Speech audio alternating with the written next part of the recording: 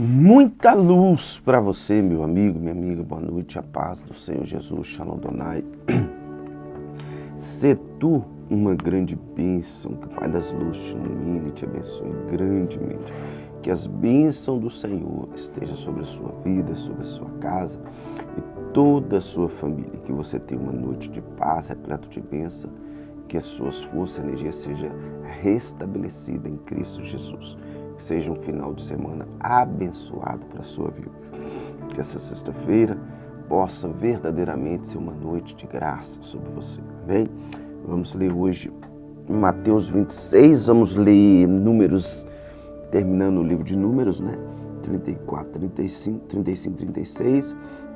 Vamos ler também livro de Jó, capítulo 3. Amém? Então vamos junto comigo na meditação da Escritura Sagrada e que o Espírito Santo de Deus possa falar ao teu coração.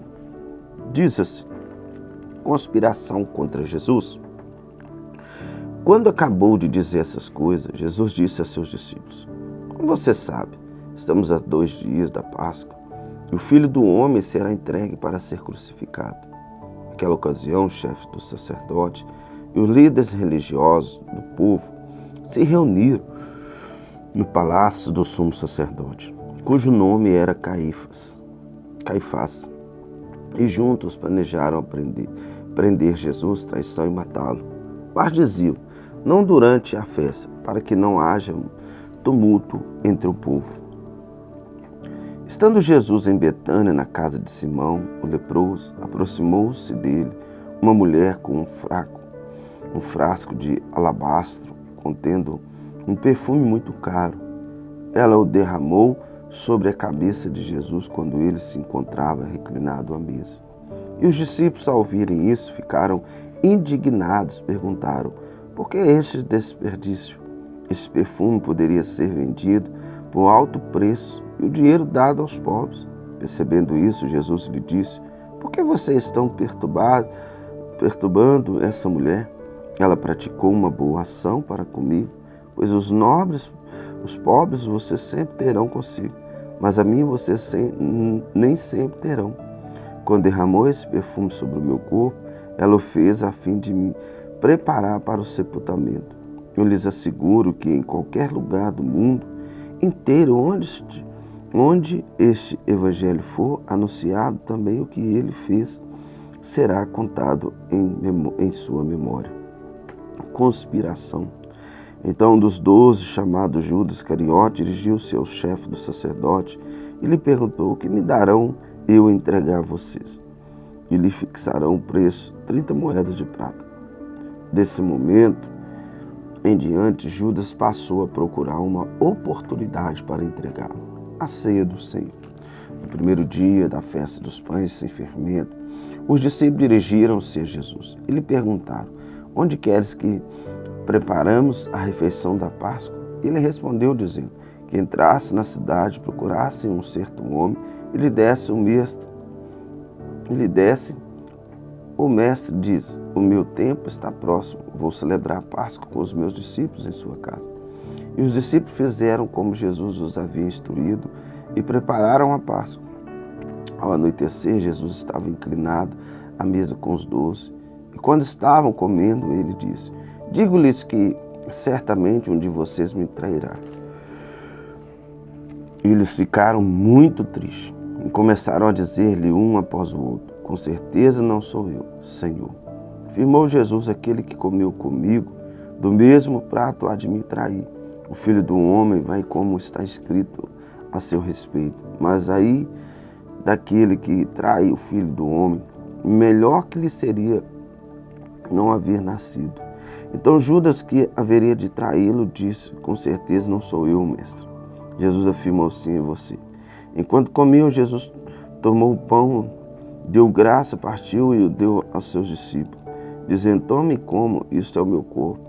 Em seguida tomou o cálice, deu graça e o ofereceu aos discípulos, dizendo: bebam dele todos vocês, isto é o meu sangue, aliança, que é derramado em favor de muitos para o perdão dos pecados. Eu lhes digo que agora em diante não beberei deste fruto da videira até que ele aquele dia beberei o vinho novo com vocês no reino, meu Pai. Depois de terem cantado um hino, saíram para o Monte das Oliveiras. Então Jesus lhe disse: ainda esta noite todos vocês me abandonarão, pois está escrito: ferirei o pastor e as ovelhas do rebanho e serão dispersas. Mas, depois de ressuscitar, irei diante de vocês para Galiléia. Pedro respondeu: ainda que todos se abandonem, eu nunca te abandonarei. Respondeu Jesus: asseguro-lhe que a ida esta noite, antes que o galo cante 3 vezes, você me negará. Mas Pedro declarou: mesmo que seja preciso que eu morra contigo, nunca te negarei. E todos os outros discípulos disseram o mesmo. Então Jesus foi com os discípulos para um lugar chamado Getsêmani e lhe disse: sentem-se aqui, enquanto vou ali orar. Levando consigo Pedro e os 2 filhos de Zebedeu, começou a entristecer-se, a angustiar-se. Disse-lhe então: a minha alma está profundamente triste, numa tristeza mortal. Fiquem aqui, vigiem comigo. Indo um pouco mais adiante, prostrou-se com o rosto em terra e orou: mas Pai, se for possível, afasta de mim este cálice, contudo não seja como quero, mas sim como tu queres. Depois voltou aos seus discípulos e os encontrou dormindo. Vocês não podem vigiar comigo nem por 1 hora? Perguntou ele a Pedro. Vigiem e orem para que não caiam em tentação. O espírito está pronto, mas a carne é fraca. Retirou-se outra vez para orar. Meu Pai, se não for possível, afasta de mim este cálice em que eu beba. Faça a tua vontade. Quando voltou de novo, encontrou dormindo, porque seus olhos estavam pesados. Então os deixou novamente e orou pela 3ª vez, dizendo as mesmas palavras. Depois voltou aos discípulos e lhe disse: vocês ainda dormem e descansam? Chegou a hora, eis que o Filho do Homem está sendo entregue nas mãos dos pecadores. Levante-se, vamos, aí vem aquele que me traiu. Enquanto ele ainda falava, chegou Judas, um dos 12, com isso estava a grande multidão, arma de espada, varas, enviados, chefes de sacerdotes, líderes religiosos do povo. O traidor havia combinado um sinal com dizendo: aquele que quem eu saudar com um beijo, ele aprenda-no.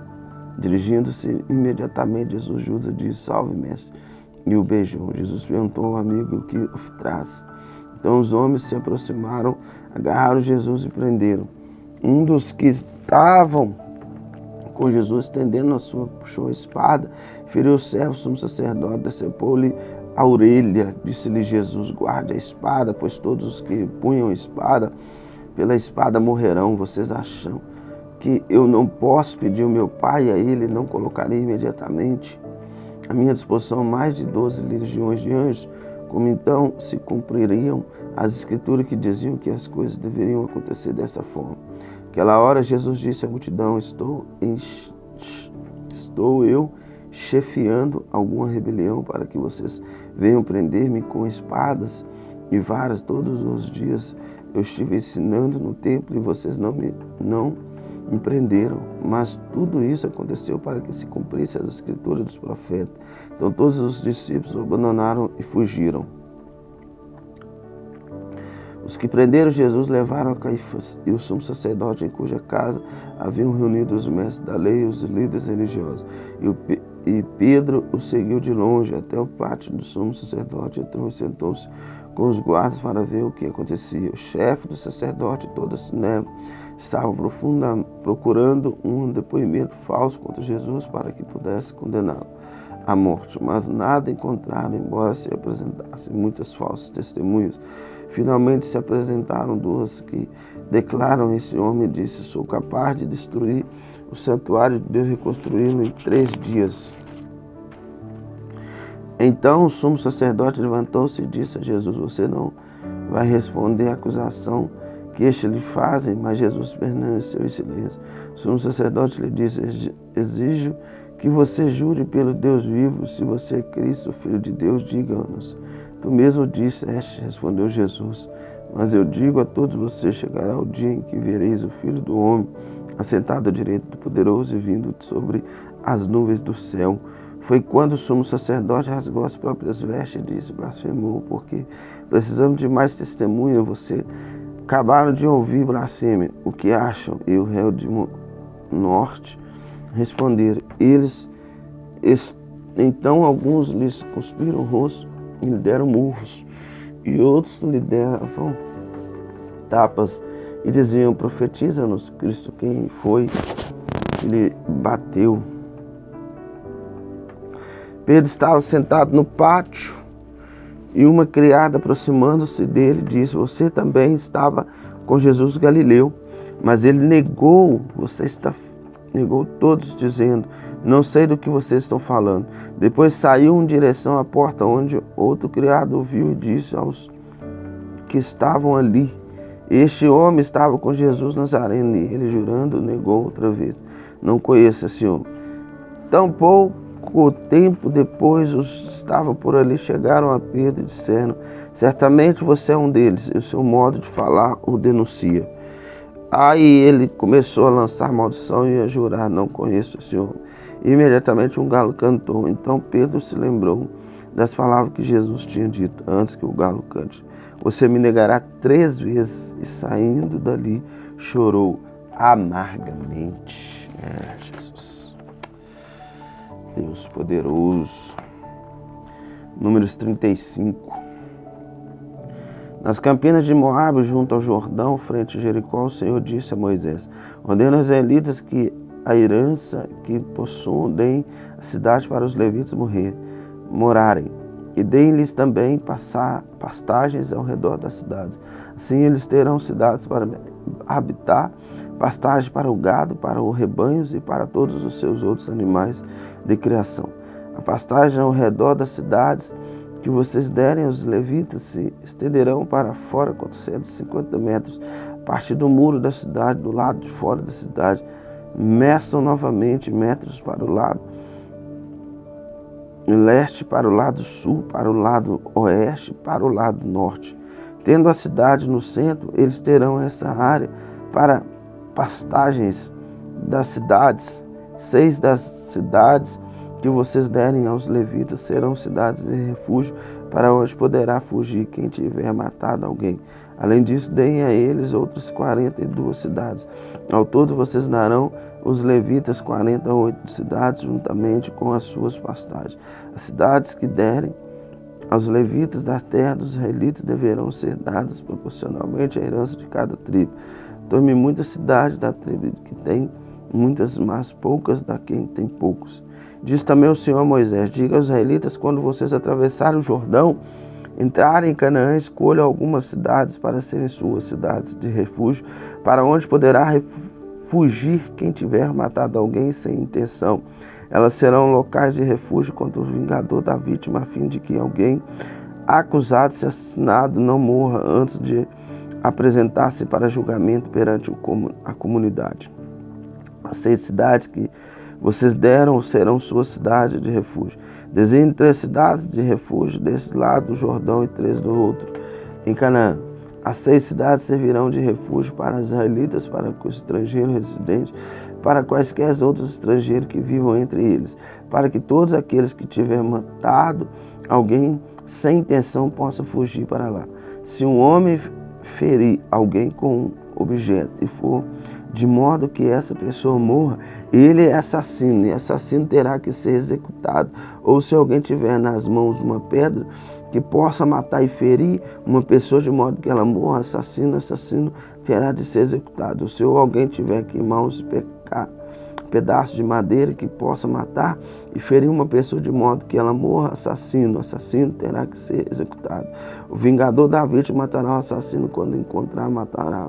Alguém com ódio empurrar uma pessoa prediantamente ou tirar alguma coisa contra ela de modo que ela morra, ou se com hostilidade dar-lhe soco, provocando a sua morte, ele terá que ser executado e assassino. O vingador da vítima matará o assassino quando encontrá-lo.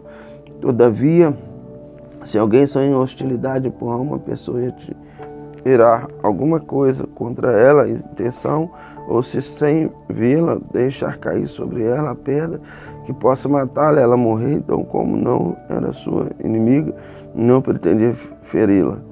A comunidade deveria julgar entre ele e o vingador da vítima de acordo com essas leis. E a comunidade protege o acusador do assassinato, o vingador vítima enviará de volta à cidade de refúgio para que onde fugido ali permanecerá até a morte. O sumo sacerdote que foi ungido com óleo santo. Se contudo o acusado sair dos limites da cidade de refúgio para onde fugiu, e o vingador da vítima encontrar fora da cidade, ele poderá matar o acusado sem ser culpado do assassinato. O acusado deverá permanecer na sua cidade de refúgio até a morte. O sumo sacerdote, somente depois da morte, o sumo sacerdote poderá voltar à sua propriedade. Eles, exigências legais serão para vocês e para suas futuras gerações, onde quer que vocês vivam. Quem matar uma pessoa terá que ser executado como assassino mediante depoimento de testemunha, mas ninguém será executado mediante o depoimento de apenas uma testemunha. Não aceitem resgate pela vida de um assassino. Ele merece morrer, certamente terá a ser executado. Não aceite resgate por alguém que tenha fugido para uma cidade de refúgio. Permita que ele retorne e viva na sua própria terra antes de morte do sumo sacerdote.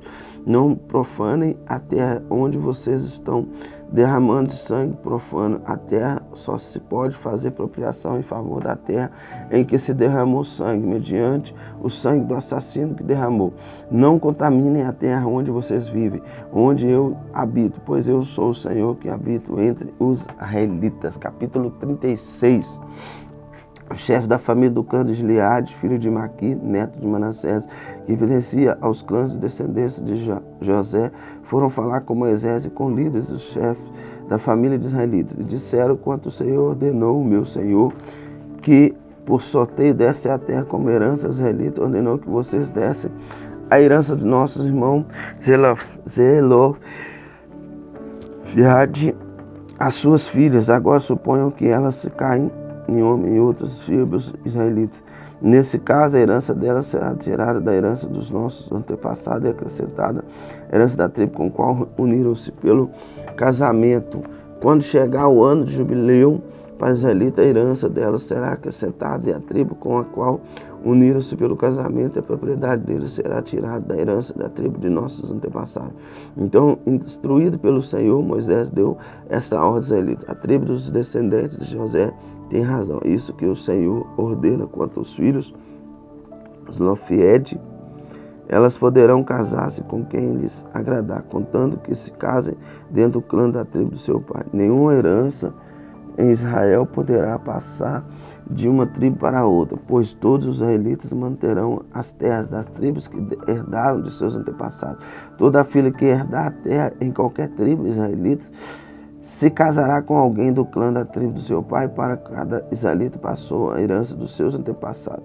Nenhuma herança poderá passar de uma tribo para outra, pois cada tribo israelita deverá manter-se as terras que herdou.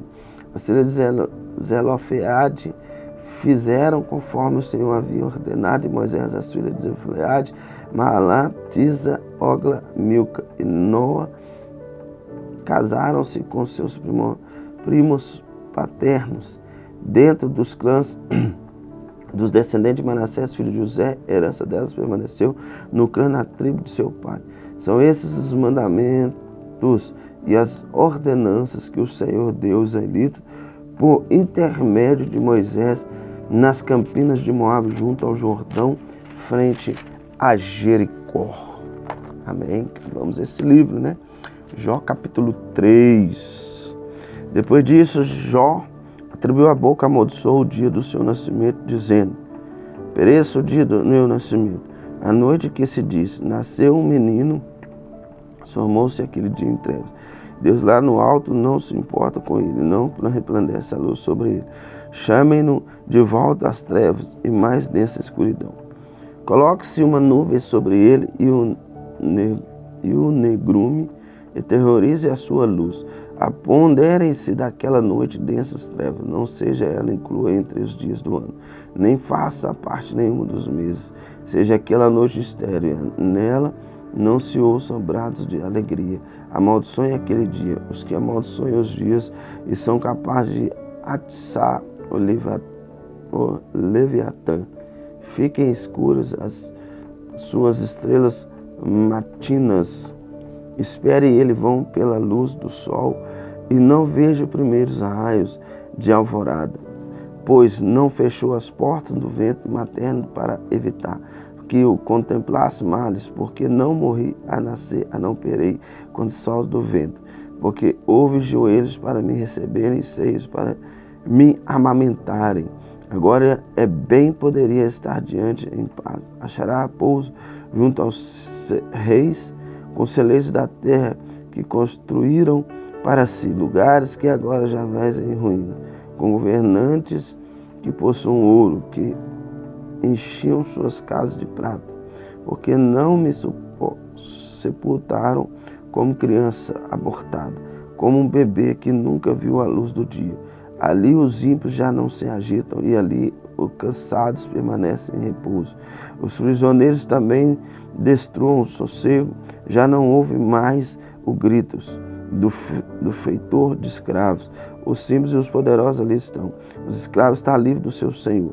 Porque se dá luz aos infelizes a vida de alma amargurada, aos que anseiam pela morte, essas não vêm e procuram mais do que a um tesouro oculto, aos que se enchem de alegria, exultam quando vão para a sepultura, porque se dá a vida àquele cujo caminho é oculto, a quem Deus achou as saídas, pois me vêm suspiros em vez de comida, meus gemidos transbordam como água.